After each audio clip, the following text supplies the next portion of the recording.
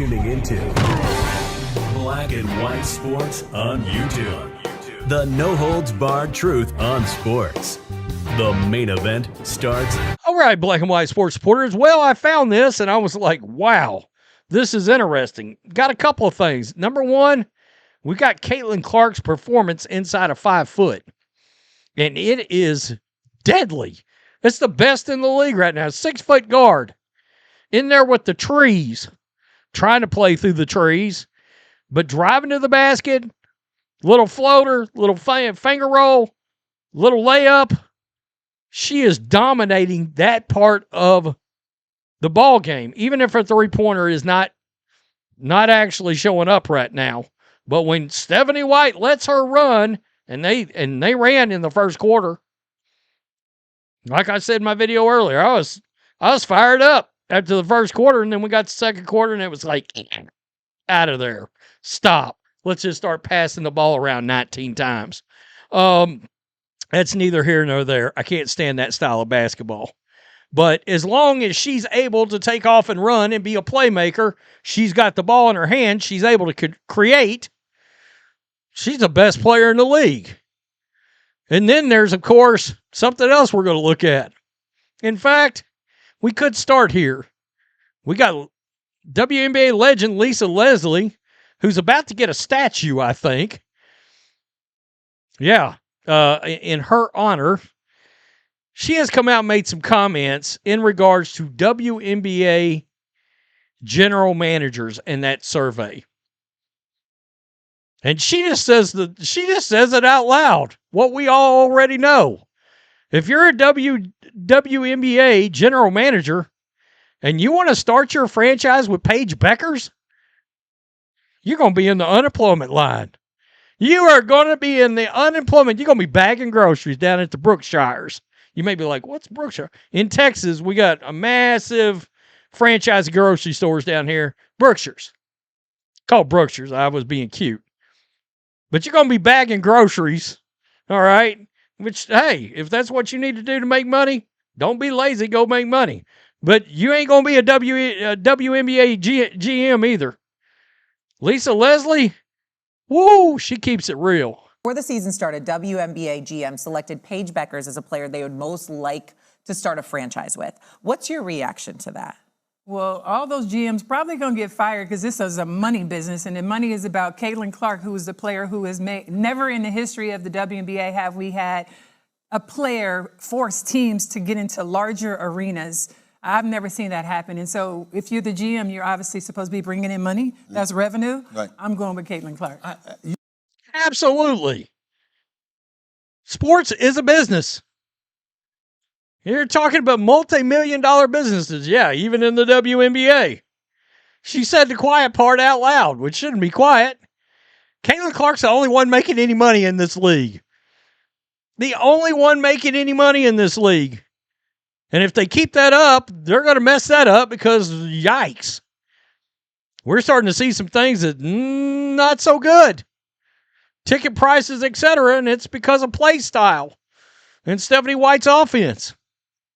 But regardless, Lisa Leslie's right. It is a business, and Caitlin Clark is the moneymaker. They just got a CBA because of Caitlin Clark. There's million-dollar players in this league, and I can tell you, you watch some of them making that money, you're like, you don't deserve that. But nonetheless, they're getting it because of Caitlin Clark and what she has done to the business of the league. Speaking of Paige Bueckers, right here, Twitter will tell you the one at the top is having a subpar season and underachieving. The bottom one is putting first-team all-WNBA numbers. Caitlin Clark is obliterating Paige Bueckers through these first couple of games. It's not even close. It's not even close. 22 a game versus 17.5. 4.5 to 2.5. 8 to 3.5. And 1 steal, a whole half a steal more. Hell, Caitlin had a block last night. So, yeah, if you're a general manager, you're going to start your team with Paige Bueckers, you're going to be bagging them groceries. Understand. You're going to be bagging groceries. Caitlin Clark is shooting 91% inside of 5 feet and making more in that range than Stewie, Asia, Angel, and Griner. And I'm going to tell you this. Here, 90, look at that. 90.9. That's ridiculous. 90.9. Let's go down here. Guys, look at Angel. Look at these. Look at these totals. 62, 60, 65, 81. I don't even know who this is. 92.9. Pauline Estire? Huh, okay. Aaliyah Boston, 80. Angel Reese, 47.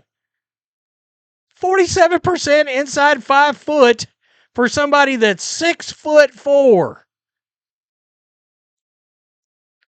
Angel's inside game, and this isn't even about Angel, but her inside game has gotten no better.